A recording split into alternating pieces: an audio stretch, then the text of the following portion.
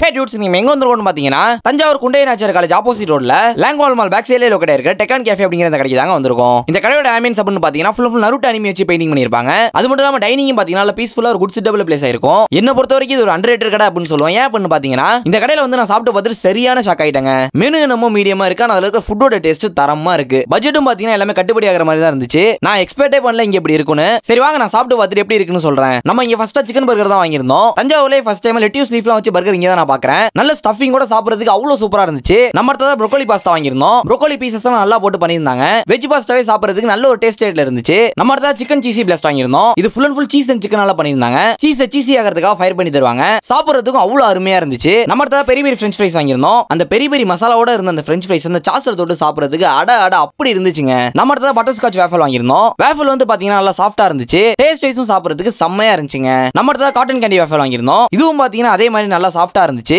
Taste வைஸும் சாப்பிடுறதுக்கு ரொம்ப நல்லா இருந்துச்சுங்க. நம்ம அடுத்ததா கிரீன் ஆப்பிள் மொஜிட்டோ வாங்கியிருந்தோம். இது எனக்கு ரொம்பவே பிடிச்சிருந்துச்சு. டேஸ்ட் வைஸ் அல்டிமேட்டா இருந்துச்சு. ஒரு மஸ்ட் ட்ரை நான் சொல்லுவேன். நம்ம அடுத்ததா பிளாக்பெரி மொஜிட்டோ வாங்கியிருந்தோம். இதுவும் பாத்தீங்கன்னா குடிக்க ரொம்பவே நல்லா இருந்துச்சு. தாராளமா ட்ரை பண்ணலாம். எனக்கு தெரிஞ்ச ஒரு மஸ்ட் ட்ரை கேஃபே. அடுத்த வெளில பாப்போம். டாடா.